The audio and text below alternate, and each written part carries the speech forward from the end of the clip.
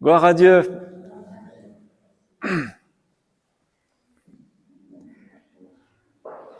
On va toujours poursuivre sur cette série de réflexions, de messages sur la révélation de qui est Dieu. Et on a vu déjà plusieurs choses, on va le rappeler aujourd'hui. À plusieurs reprises, des hommes et des femmes dans la parole de Dieu ont eu des expériences, ont fait des expériences qui les a amenés à avoir une révélation particulière de qui est Dieu, ou en tout cas un aspect de Dieu qui se révèle, qui se dévoile à certains moments. Et parfois, on peut avoir la révélation de qui Dieu est en passant nous-mêmes par une expérience particulière, quand on devient ce que Dieu est. Quand on devient ce que Dieu est, je vais vous expliquer. Par exemple, vous pourriez devenir patron d'une entreprise quelconque et avoir la révélation qu'en fin de compte, Dieu, c'est le plus grand des patrons. Et parce que votre expérience, votre marche va vous faire passer par des expériences et vous allez réaliser, mais en fait, Dieu, il est ça. Vous pourriez devenir propriétaire ou gestionnaire et découvrir que Dieu est le plus grand des propriétaires ou des gestionnaires. Tout lui appartient et lui, il gère l'univers tout entier. Donc c'est pas rien quand même. Et il y arrive, il s'en sort à peu près bien quand même. Un jour, avant de venir à ça, par exemple, moi personnellement, il y a un jour où, je vous l'avais expliqué, mais je vais pas revenir en détail, mais j'ai vécu ce verset des Écritures qui dit l'Esprit rend témoignage à mon esprit que je suis devenu enfant de Dieu. Enfant de Dieu. Et ce jour-là, donc, Dieu s'est installé dans mon cœur avec cette révélation qu'il est un père. Si je suis devenu son enfant, il est un père. Mais cette révélation de Dieu comme père, elle a grandi le jour où il y a la petite Asia qui est venue pointer le bout de son nez, le jour où moi-même je suis devenu père. Et donc, il y a des épisodes, il y a des choses par lesquelles on peut passer et on réalise qu'en fait Dieu il est comme ça et Dieu nous apprend, c'est toute la pédagogie de Dieu pour nous apprendre qui il est.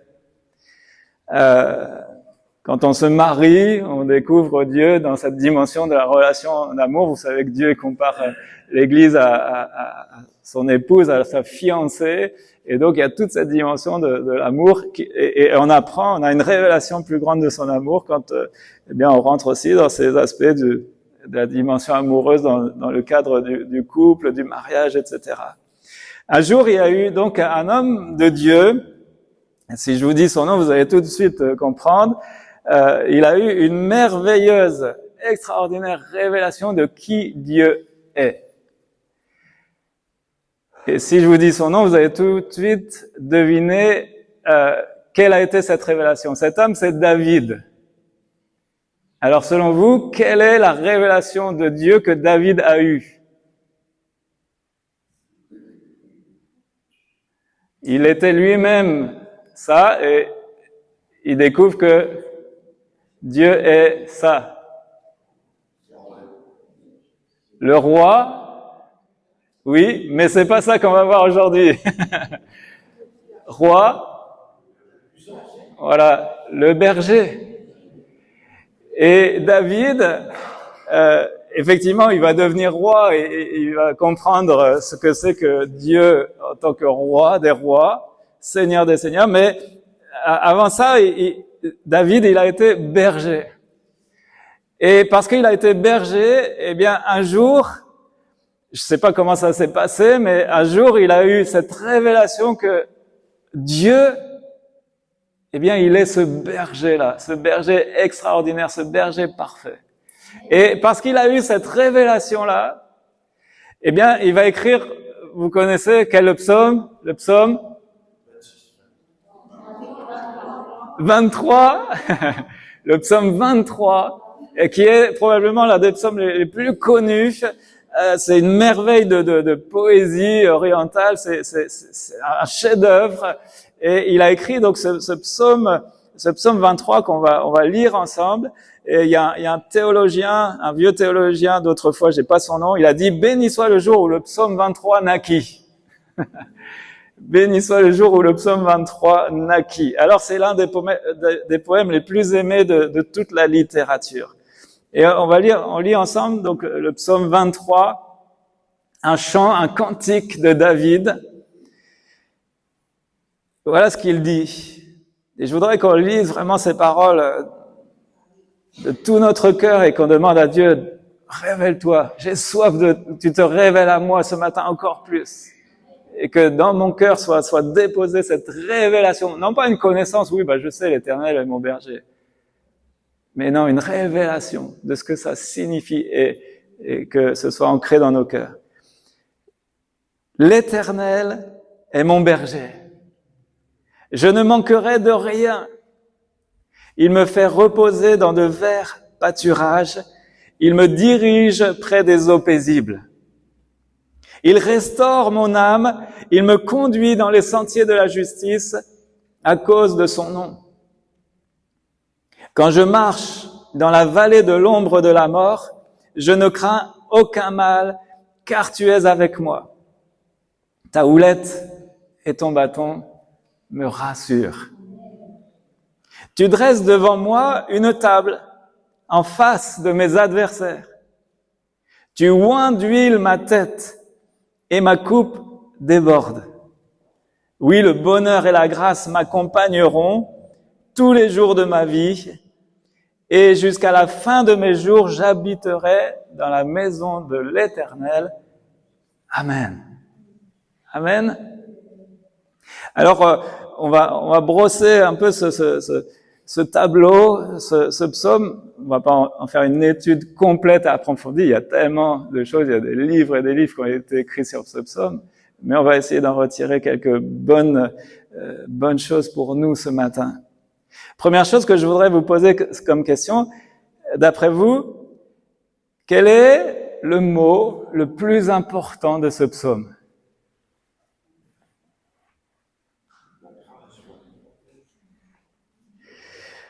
Alors, la grâce, le bonheur et la grâce m'accompagneront, oui. L'Éternel, alors c'est quoi, c'est le mot, c'est l'Éternel ou le berger selon vous? Pour vous, je vous demande pour vous, c'est pas une devinette, pour vous, c'est quoi le mot le plus important, celui qui vous touche? On a entendu la grâce, oui, amen. L'Éternel, on va le voir, c'est un mot important parce qu'il encadre tout ce psaume. Alors c'est quoi le mot que tu aimes là-dedans? Reposer. Ah ouais, il y en a qui aiment se reposer. C'est bon de se reposer en Dieu. Alors vous avez tous raison, mais vous avez tous tort. Vous avez tous raison parce que c'est le mot qui vous touche, mais vous avez tous tort parce que je suis pas d'accord avec vous. Parce que pour moi, le mot le plus important de ce psaume, non, c'est pas berger. C'est mon.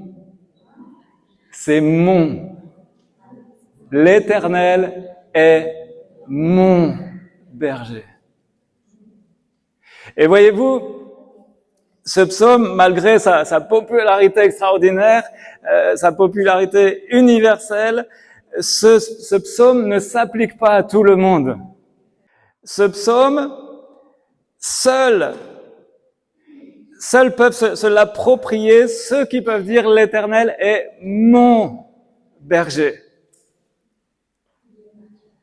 Alors c'est vrai que le bon berger, on va en reparler, Jésus, c'est vrai qu'il est mort pour tous, mais seuls ceux qui l'accueillent, ceux qui l'ont accueilli, qui l'ont saisi par un acte de foi personnelle, ceux qui l'ont saisi par cette foi personnelle, seuls ceux-là deviennent ses brebis. Et donc, c'est vrai que l'œuvre de Dieu, l'œuvre rédemptrice accomplie par Jésus à la croix, elle est suffisante pour tous. Le salut, il est proposé, il est acquis pour tous, mais il est efficace pour qui? Seulement pour ceux qui croient en lui.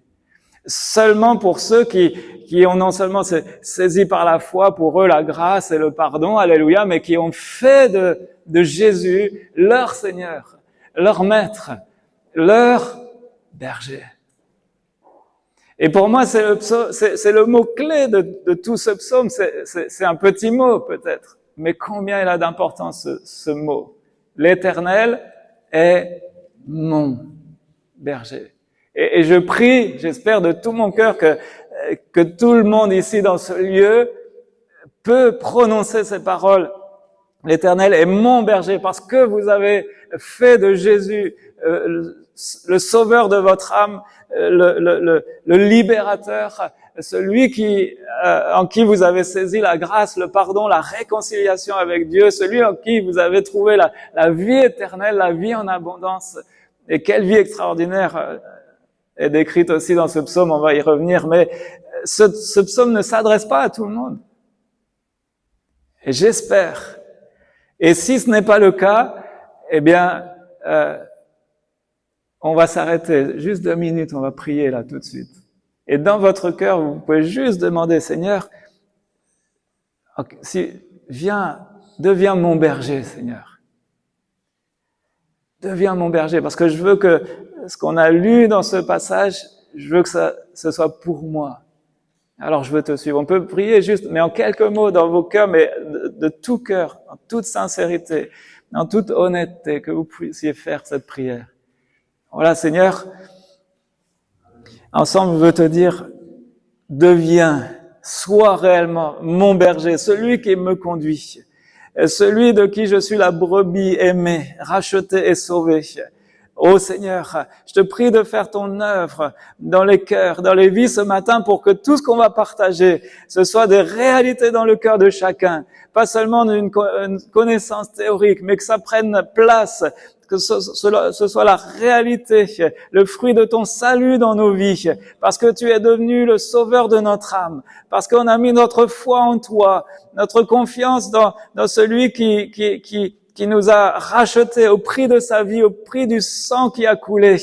Ô Seigneur, je te prie de faire ton œuvre encore aujourd'hui, une œuvre de salut, une œuvre de délivrance, une œuvre de réconciliation dans les cœurs, parce que c'est ton désir, c'est ton souhait le plus cher. Tu as tout déployé pour ça, c'est que tu nous veux comme tes enfants, tu nous veux comme tes brebis, tu nous veux au sein de ce troupeau dont tu prends soin et que tu chéris.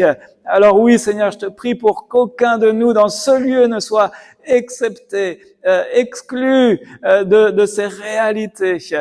Oh Jésus, merci pour ton amour, merci pour ta fidélité. Dans le nom de Jésus, je t'ai prié, Père. Amen. Amen. Et croyez-le, si vous avez fait cette prière simplement dans vos cœurs, eh bien, Dieu y répond. Il répond et vous pourrez alors dire « L'Éternel est mon berger ». Vous savez, s'il n'est pas mon berger, eh bien, le reste du psaume ne me concerne pas. Alors, c'est important, ce petit détail. Mon berger. En revanche, si il est réellement à moi et que moi je suis à lui, s'il est mon berger et moi je suis sa brebis, moi en lui, lui en nous, alléluia, alors, vous savez quoi? J'ai tout pleinement en lui. Tout pleinement. Et c'est le résumé de ce psaume. En lui, j'ai tout pleinement. C'est ce que nous dit Colossiens chapitre 2 verset 10. Vous avez tout pleinement en lui, en Jésus-Christ, qui est le chef de toute domination et de toute autorité. Nous avons tout pleinement en lui. Vous savez, nous en France, on est les champions du monde pour se plaindre de tout. Et on est un pays riche, mais il nous manque tout. Hein. on se plaint parce qu'il nous manque tout bon, bref, je vais m'arrêter là. Mais la réalité en Christ, c'est qu'on a tout pleinement. On a tout pleinement. Alors, je voudrais voir avec vous ce matin trois secrets du psaume 23. Le premier secret du psaume 23, c'est le secret d'une vie heureuse. Ça vous intéresse? Le secret d'une vie heureuse. Quand vient l'été, vous savez, il y a tous les magazines qui sortent.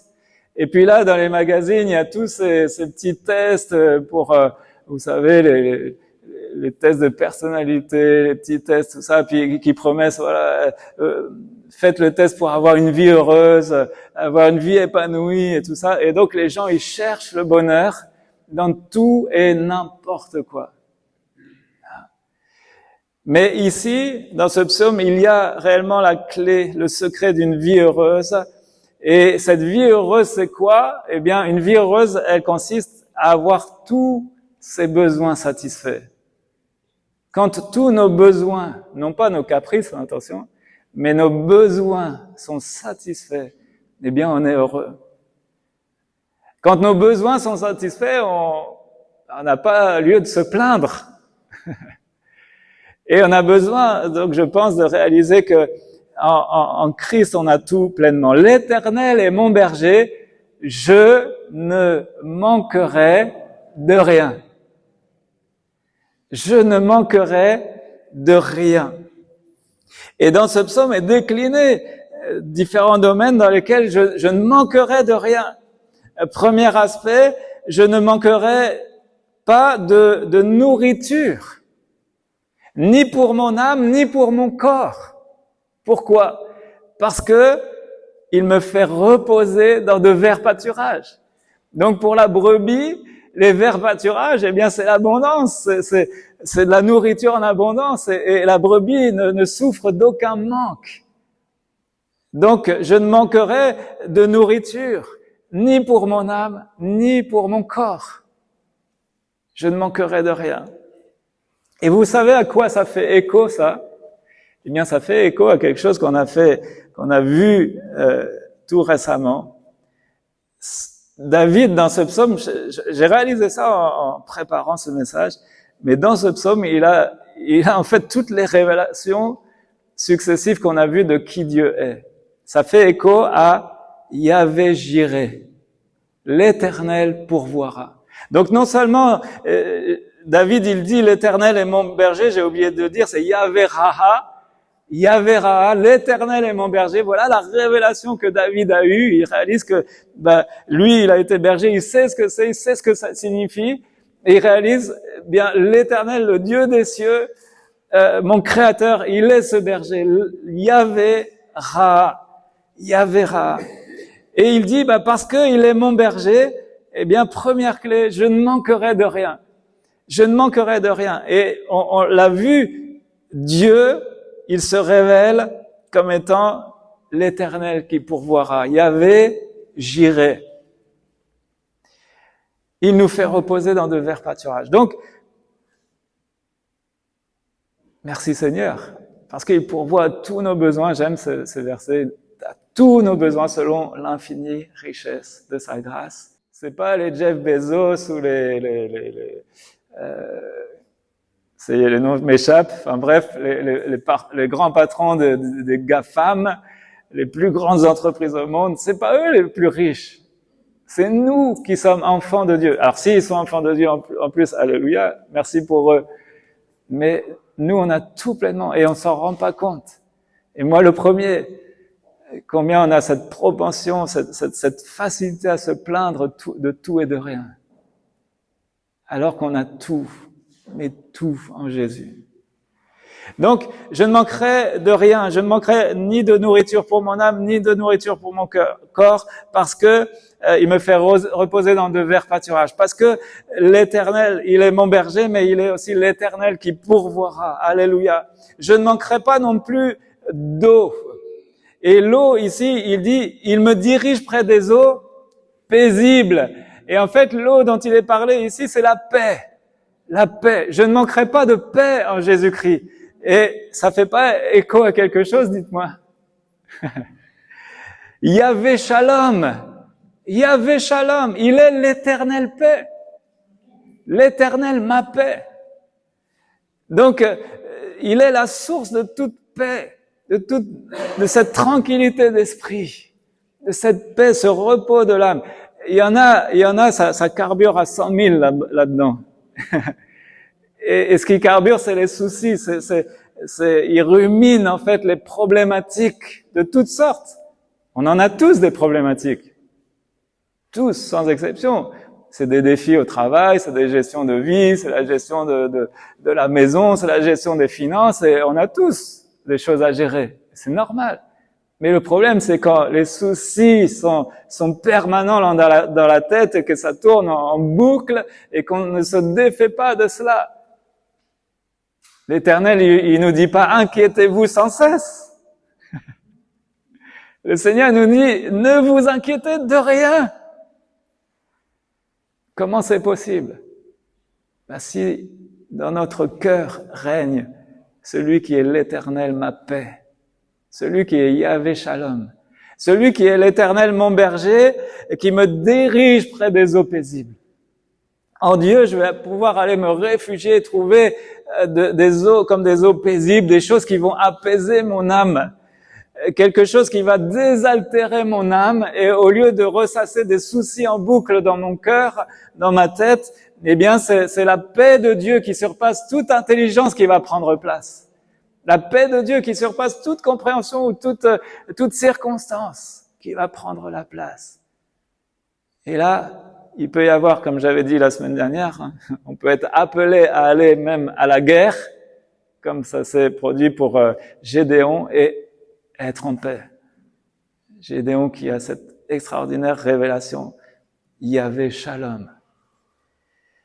Je ne manquerai ni de nourriture, ni de cette eau, ni de la paix. Je ne manquerai pas non plus d'énergie. Ça vous arrive d'avoir les batteries à plat? Ça arrive quand on a bien travaillé, quand il y a des journées, des grosses journées comme hier, à la fin de la journée, on est à plat, on a travaillé toute la journée, on a vécu des belles choses. Il y a des journées comme ça, des périodes parfois, il y a des cycles aussi dans la vie. Il y a des étés, mais il y a aussi des hivers, des automnes. La nature elle-même se met au repos. Il y a certaines espèces qui hibernent ou qui hivernent, et nous, on aimerait bien parfois. Rester quelques semaines au lit, mais non, il faut se lever, il faut aller bosser. Je manquerai pas d'énergie. Pourquoi? Parce que il restaure mon âme. Il restaure mon âme. Et donc là, ça parle de cette restauration non seulement de l'âme, mais aussi du corps, et ça fait écho à Yahvé Rapha, l'Éternel qui te guérit. L'Éternel qui te guérit. L'Éternel qui te donne ces ressources de renouveau, de renouvellement. Il nous a créés avec un corps dont les cellules se régénèrent, à peu près. Tiens, hier, je me suis coupé avec un couteau, là. C'est en train de partir, là. C'est extraordinaire. Mon corps, il est en train de se régénérer tout seul. C'est incroyable. Alors, Dieu, il nous donne ces ressources-là. Tellement extraordinaires.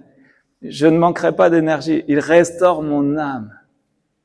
Il est l'Éternel qui te guérit. Le Dieu de toute restauration.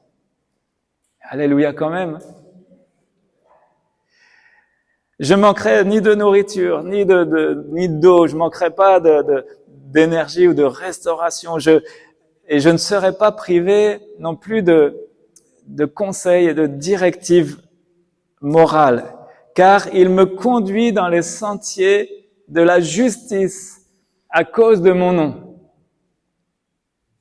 de son nom. Il me conduit dans les sentiers de la justice. Et vous savez quoi? Il y a un nom de Dieu qu'on n'a pas fait encore. Vous savez c'est quoi ce nom? J'ai découvert, j'étais ébahi quand j'ai vu tout ça.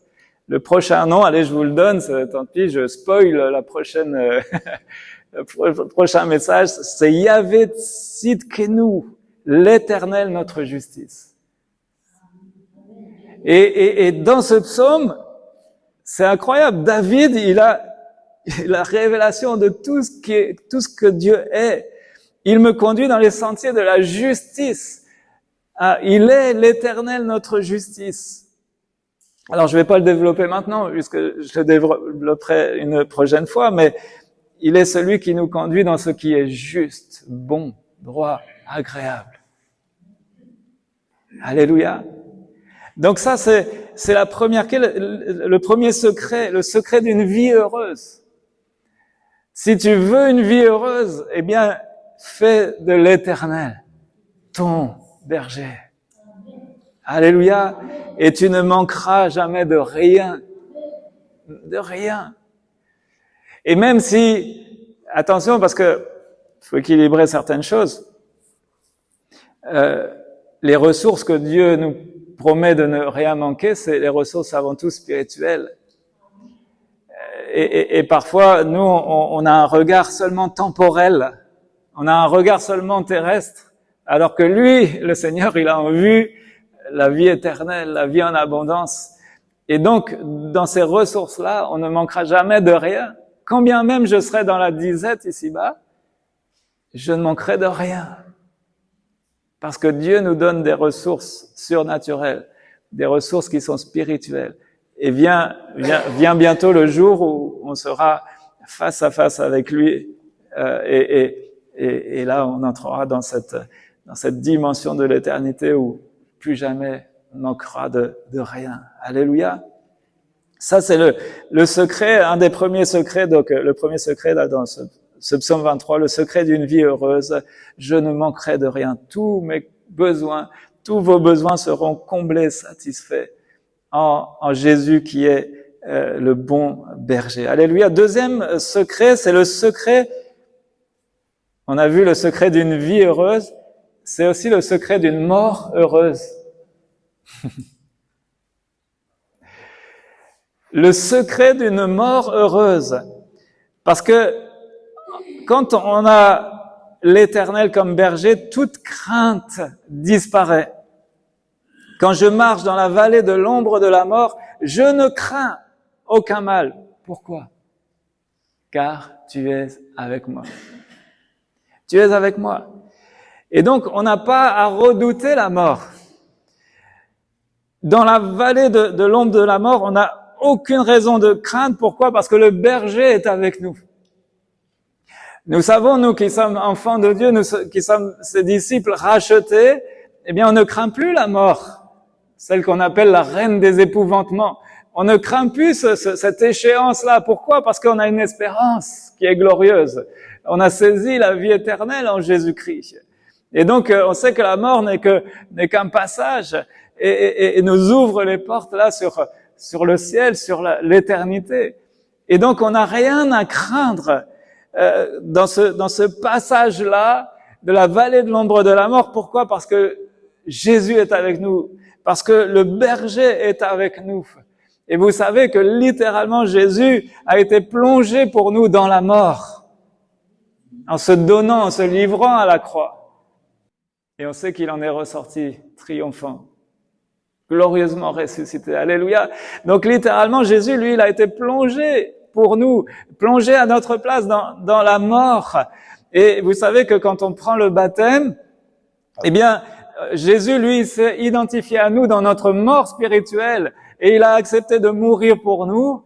Mais quand on prend le baptême, il y a ce symbole de la mort et de la résurrection, et parce qu'on s'identifie nous-mêmes à la mort de Jésus-Christ. On sait qu'il est mort pour nous à cause de nous et que lui a subi la condamnation qui nous est réservée, qui nous était réservée. Mais par sa grâce, en saisissant par la foi l'œuvre de Jésus-Christ, on sait que, eh bien, il nous épargne la mort, il nous fait grâce pour nos péchés et on est délivré de cette malédiction de la mort. Alléluia.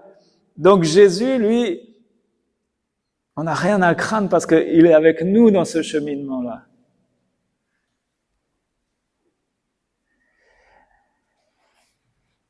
La Bible dit que l'aiguillon de la mort, c'est quoi? C'est le péché. Le péché non confessé, le péché non pardonné. Donc, si nous voulons être tranquilles, si nous voulons saisir ce secret d'une mort heureuse, heureux, la Bible dit, heureux les morts qui, dès maintenant, meurent dans le Seigneur. Pourquoi? Parce qu'ils rejoignent le Seigneur. L'apôtre Paul qui dit, la mort m'est un gain. La mort m'est un gain. Pour lui, la mort, c'est le pactole, c'est le loto, la mort m'est un gain. Et oui, aucune crainte à avoir parce qu'il sait, l'Éternel est mon berger, il y a une espérance, il y a quelque chose qui a changé, il n'y a plus cette peur, cette crainte du châtiment, parce que l'amour parfait de Dieu a banni cette crainte. Alléluia. Alors on peut traverser sereinement ces choses qui nous font peur. Vous savez, la réalité, en fait, c'est que ce qui nous fait peur, c'est de souffrir en mourant. Ça, je pense qu'on a tous peur de ça. Mais le Seigneur, il nous dit qu'il sera avec nous. Il sera avec nous. Donc, ne craignons pas. Toute crainte disparaît. Je ne crains aucun mal, parce que tu es avec moi. Tu es avec moi. Quelqu'un a dit ceci, j'ai pas le nom de l'auteur, mais il dit, peu importe que le Seigneur détruise ma tente, pourvu qu'il le fasse avec douceur. Et oui, en fait, ce qu'on a peur, c'est pas spécialement la mort en tant que telle, c'est la souffrance.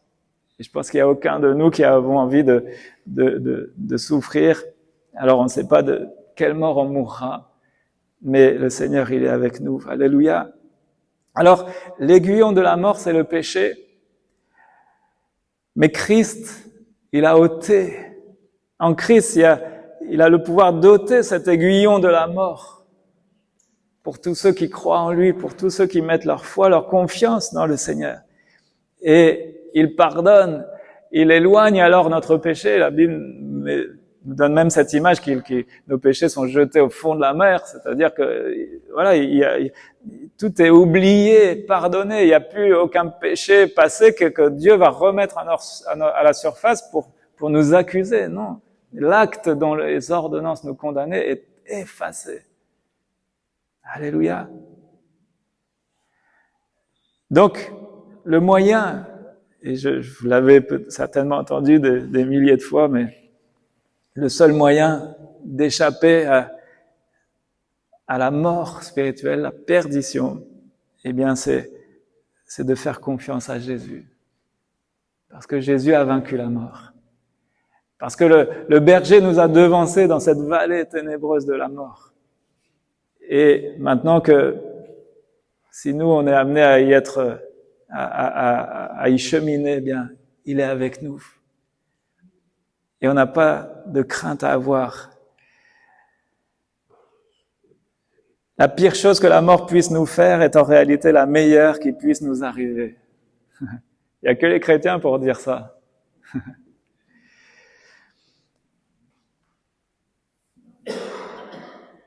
Donc, si l'Éternel est mon berger, eh bien, les aspects de la mort vont perdre ce caractère de terreur. Parce que pour nous, mourir, c'est aller à la rencontre de Christ. Et être pour toujours avec lui. Alléluia. Et on sait donc que c'est de loin le meilleur pour nous. Il y a une autre chose dans cet aspect le secret d'une mort heureuse où toute crainte disparaît. Il y a un élément qui participe à retirer la crainte, c'est ta houlette et ton bâton me rassurent. Et vous savez que il y a là deux aspects de la houlette et du bâton. Donc le bâton, il avait pour fonction c'était pas pour les brebis le bâton. Le bâton, c'était pour protéger des bêtes féroces, pour éloigner les bêtes féroces. Et vous savez que David, il sait ce que ça signifie. Vous vous souvenez de l'épisode où il affronte Goliath et il va dire, mais moi dans les champs, je suis habitué à affronter le lion et l'ours. Et il avait pas peur, le gars. Il était entraîné. Et pourquoi? Il dit, mais parce que moi, je combattais avec l'aide de l'Éternel. Et donc, c'était pas David par lui-même. Il avait devant lui celui qui est l'Éternel, mon berger. Celui qui me protège, celui qui éloigne les forces de ténèbres, les ennemis qui parfois peuvent être puissants, mais par son bâton, par sa main puissante, l'Éternel chasse l'ennemi. Alléluia. Donc ça, c'est le bâton. Et puis la houlette, vous savez, c'est cet objet qui est recourbé comme ça. Et donc ça sert à attraper les pattes des brebis. Quand il y avait une brebis qui s'éloignait, hop, viens par là, toi. Je te ramène dans le chemin. Et ça, la houlette, elle servait à la brebis. Alors, c'est pour ça que je suis pas tout à fait d'accord avec certains commentaires. J'en ai noté un, je vous le lis. Chaque fois que c'est nécessaire, le bon berger peut aussi manier le bâton pour nous reprendre et nous corriger. Alors, je suis pas tout à fait d'accord. Parce que pour moi, le bâton n'est pas destiné pour les brebis, il est destiné pour l'ennemi. Par contre, la houlette, elle est pour les brebis. Est-ce que ça veut dire que jamais Dieu ne nous corrige? Oui, il nous corrige. Mais la correction de Dieu, elle est douce. La correction de Dieu, elle n'est pas violente. C'est ça, pour ça que les commentaires, il faut analyser les choses et Dieu ne veut pas nous corriger avec violence. Il vient pas pour ça. Par contre, il nous corrige, il nous remet dans le droit chemin. Il le fait toujours avec douceur, avec amour, avec patience. Et le mot correction, j'ai déjà dit, mais vous pouvez corriger quelqu'un en prenant un stylo rouge et en corrigeant une dictée, par exemple, ou un devoir. Les collégiens, les lycéens connaissent bien ça. Et ça, c'est une correction. Ça s'appelle une correction. Le prof, il a pas pris le bâton pour corriger les élèves. Enfin, je pense pas. Hein. Donc, vous voyez que le mot correction, ça veut pas dire automatiquement violence. Non. Cet aspect de violence, il est réservé pour l'ennemi de nos âmes. Que Dieu corrige avec une extrême fermeté les puissances de ténèbres, ceux qui sont vraiment ennemis de Dieu. Mais pour nous qui sommes ses brebis, oui, je crois que Dieu nous corrige, mais il le fait avec douceur. Et c'est pour ça que David dit, ta houlette et ton bâton, ils me rassurent. Enfin, je ne sais pas pour vous, mais si vous avez un père, peut-être certains ont connu, malheureusement, mais si vous avez un père qui est un père fouettard, qui vous attend à la maison avec le bâton, est-ce que vous allez dire « ton bâton me rassure » Vous comprenez la nuance, mais c'est important. Moi, mon père, celui qui est dans les cieux, il m'attend pas avec le bâton pour me corriger. Alors certes, il me corrige, il a du boulot, mais il le fait avec tellement de patience et de douceur. Alléluia. Ta houlette et ton bâton me rassurent. Donc c'est toute la dimension de la protection de Dieu et de la direction, celui qui guide nos pas. Alléluia. Et si tu veux entrer dans ces secrets d'une vie heureuse et d'une mort heureuse où tu ne crains rien, toute crainte disparaît, eh bien il faut que l'Éternel soit ton berger, non pas le berger, mais ton berger. Alléluia. Donc c'est tellement bon quand on a ce berger à nos côtés, et oui, sa houlette et son bâton nous rassurent, et on peut être la crainte disparaît, la crainte elle est bannie de nos cœurs. Parfois on est environné d'adversaires, vous savez, spirituellement parlant. Et c'est là qu'on va goûter à ces bienfaits d'une paix et d'une sécurité surnaturelle, spirituelle.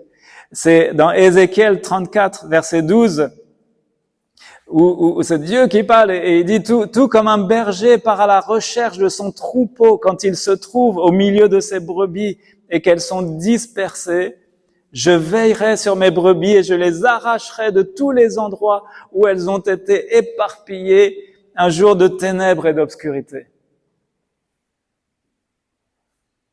Voilà ce que fait le Seigneur. Il peut y avoir des jours de ténèbres et d'obscurité où toutes les brebis, elles s'éparpillent, elles savent pas se diriger, elles s'éparpillent. Le Seigneur, lui, il vient et il rassemble son troupeau. Alléluia. Peut-être que tu peux mettre l'image qu'on avait dit. J'aime beaucoup cette image. Vous voyez la petite brebis, le petit agneau tout mignon, mais il est couvert de boue parce qu'il s'est éloigné. Et derrière, vous avez le bon berger qui accourt, qui vient chercher. Alléluia. Cette image, je l'ai vue aux États-Unis dans un des bureaux des responsables. J'ai pris en photo. C'est une image connue sur les réseaux sociaux, mais c'était la première fois que je la voyais. J'ai trouvé tellement belle. Voilà l'Éternel qui est mon berger. Alléluia. Que son nom soit béni. Allez, troisième secret. Le secret, on a vu le secret d'une vie heureuse, le secret d'une mort heureuse, mais il y a le secret d'une éternité heureuse, où tous les désirs sont comblés. Oui, le bonheur et la grâce m'accompagneront tous les jours de ma vie et j'habiterai dans la maison de l'Éternel jusqu'à la fin de mes jours. Certaines traductions disent pour l'éternité. J'habiterai dans la maison de l'Éternel pour l'éternité. Alléluia, que le nom du Seigneur soit béni. Et voyez ce qui fait la force de ce psaume, c'est aussi des contrastes. Il y a différents contrastes. Il y a le contraste entre l'extérieur, où la brebis elle est à l'extérieur dans un premier temps et elle chemine. Voilà, le Seigneur me conduit vers les eaux paisibles. Et puis parfois il y a des vallées profondes et tout ça. Donc ça c'est à l'extérieur. Puis après il y a le contraste entre l'extérieur et l'intérieur, où on se trouve là dans la bergerie et où l'Éternel m'a préparé un bon repas. Et là il a dressé une table. Et puis je suis en sécurité même face à mes adversaires. Alléluia. Donc contraste intérieur, extérieur, intérieur. Contraste entre la paix et le danger. Le Seigneur est celui qui nous donne la paix face à tout danger. Contraste entre le mal possible, verset 4, et puis la perspective du bien. Vous voyez, c'est tous ces contrastes qui font aussi que ce psaume nous touche. Contraste avec des moments où l'âme est fortifiée, puis des heures d'obscurité menaçante quand je traverse l'ombre de la vallée de la mort. L'Éternel est avec nous. Alléluia. Donc, c'est tous ces contrastes qui nous saisissent, mais on a la promesse ici, donc dans ce psaume, de cette éternité heureuse. J'habiterai dans sa maison. Donc, on sera comme au bercail, en sécurité là, pour toujours. Et puis, dans ce psaume, j'ai noté cette chose, je vous l'ai dit parce que j'ai trouvé ça intéressant. On voit 7 activités de l'Éternel. Il est dit qu'il fait reposer, il dirige, il restaure, il conduit, il est avec moi, il dresse une table, et puis il oint ma tête. Je vais pas développer ça, c'est très intéressant. Et ce qui encadre ces 7 actions, eh bien, il y a le mot éternel. Quand vous regardez bien, le premier mot de ce psaume, c'est l'Éternel. L'Éternel est mon berger. Et puis le dernier mot, c'est l'Éternel. J'habiterai dans la maison de l'Éternel.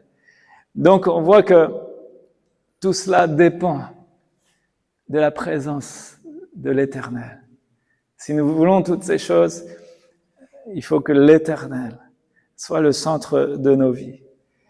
Vous le savez, et je voudrais le relire avec vous. Le berger de notre âme, il se révèle un peu plus dans le Nouveau Testament, c'est Jésus. C'est Jésus. Et Jésus va le dire très clairement. On peut le relire dans Jean chapitre 10, au verset 10 à 15. Jean chapitre 10, verset 10 à 15. Le voleur ne vient que pour dérober, égorger et détruire. Job à plein temps du diable. Il ne vient que pour dérober, égorger et détruire. Moi, je suis venu afin que les brebis aient la vie et qu'elle l'ait en abondance. Je suis le bon berger, dit Jésus.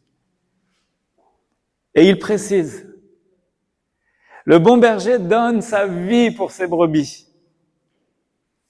Mais le mercenaire, lui, qui n'est pas le berger et à qui n'appartiennent pas les brebis. Les mercenaires, c'est ceux qui étaient payés pour garder des troupeaux, mais les troupeaux ne leur appartenaient pas. Mercenaire qui n'est pas le berger, à qui n'appartiennent pas les brebis, voit venir le loup, et qu'est-ce qu'il fait, lui? Taillot.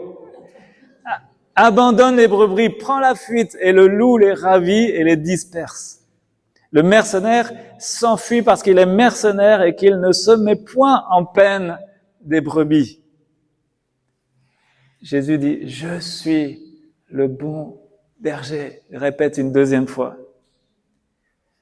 Je connais mes brebis et elles me connaissent. Et elles me connaissent.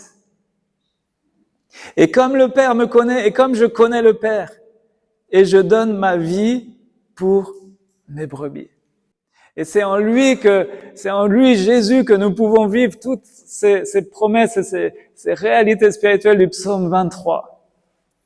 Et il nous donne ici la preuve qu'il est ce bon berger, qu'il est ce berger d'amour. C'est parce qu'il a donné sa vie pour nous. Il donne sa vie pour ses brebis.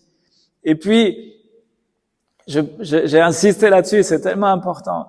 Lui, il connaît ses brebis et ses brebis le connaissent. L'Éternel est mon berger.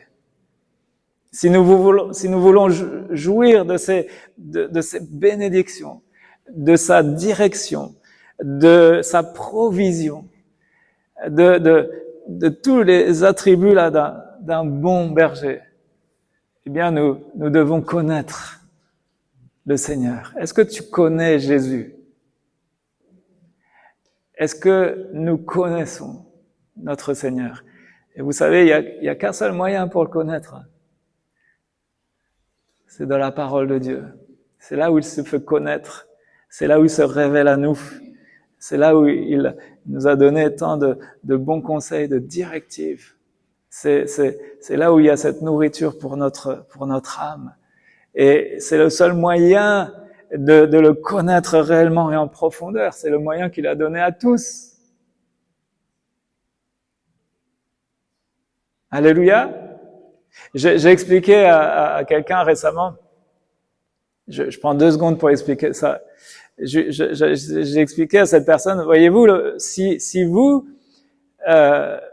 vous croyez en Dieu, mais vous lisez pas la Bible, ce qui va se passer, c'est qu'au fur et à mesure, vous allez vous fabriquer une croyance en Dieu, mais selon vos conceptions à vous, selon votre culture, vos expériences et tout ça, vous allez vous fabriquer un Dieu à vous. Et moi, si je fais la même chose que vous, mais de mon côté, c'est-à-dire je crois en Dieu, mais je lis pas la Bible, je vais me fabriquer aussi, moi, mon Dieu, selon ma culture, mes références, mon éducation peut-être, et tout ça. Et du coup, après, on va se rencontrer tous les deux, et on va parler de Dieu, mais on parlera pas du même Dieu.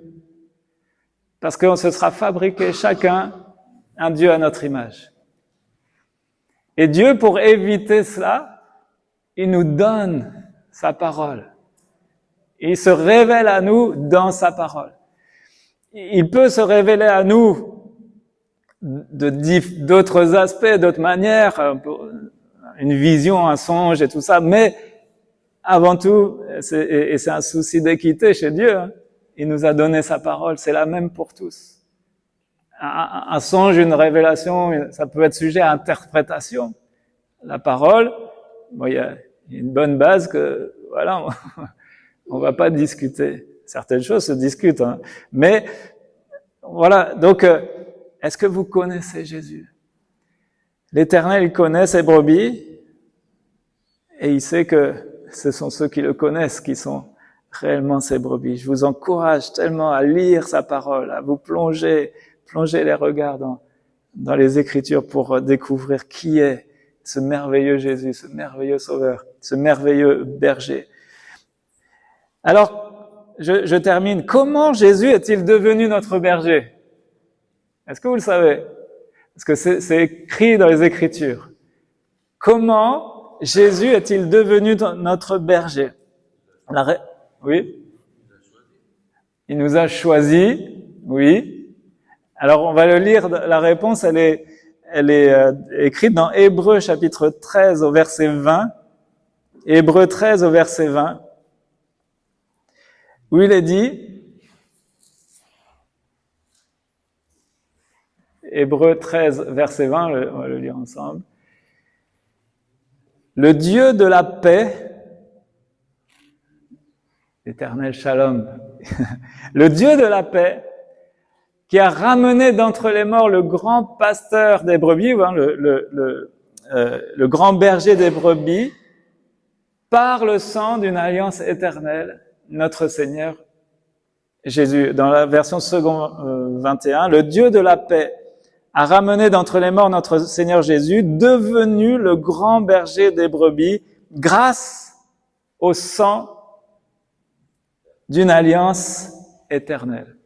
Donc comment Jésus il devient notre berger? Il est devenu le grand berger grâce au sang d'une alliance nouvelle. C'est-à-dire qu'il devient celui qui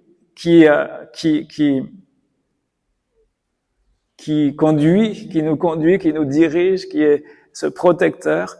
Comment? Bien, parce que son sang a coulé, le sang d'une alliance nouvelle, une alliance éternelle.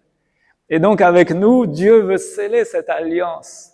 Le fait d'être notre berger et que nous soyons ses brebis, c'est une alliance qu'il veut sceller aussi. C'est une image, évidemment, mais c'est une alliance, une relation d'amour qu'il veut sceller avec nous, dans une alliance qui n'est pas provisoire, mais une alliance éternelle. Et la preuve de cela, eh bien, c'est que son sang a coulé. Alléluia, le sang de l'alliance. 1 Pierre 2, 25 dit, vous étiez en effet comme des brebis égarées, mais maintenant vous êtes retournés vers le berger et le protecteur de votre âme. Alléluia. Alors on va prier maintenant, on va demander que chacun d'entre nous, sans exception, on soit de ceux qui retournent vers le berger, vers le protecteur de notre âme, que chacun on ait cette vie spirituelle qui prend l'habitude de se réfugier auprès de son berger, de le laisser nous conduire. Alléluia. Avec lui, tout est prévu pour assurer le nécessaire. L'herbe du repos, l'eau qui redonne les forces, la protection contre les dangers, même un repas copieux à l'arrivée, à la maison de Dieu. Alléluia. Alors, ce psaume devrait avoir pour fruit de nous donner la tranquillité, de nous affranchir de tout souci pour les choses matérielles, et puis de nous conduire aux sources d'un renouveau spirituel. Amen. On prie ensemble le Seigneur, et on va prendre un temps de louange. On va prendre quelques chants encore avant de se séparer. Seigneur, merci d'être pour nous ce berger, ce bon, ce tendre berger, ce berger d'amour. Et Seigneur, merci parce que c'est vrai que tu donnes ta vie pour nous. Alléluia, c'est la preuve, la démonstration de ton amour, la démonstration que tu nous estimes à une si grande valeur. T'es pas un mercenaire qui a fait ça de manière forcée. Non, tu es le vrai berger, celui à qui appartient le troupeau de ton pâturage. Alors oui, merci.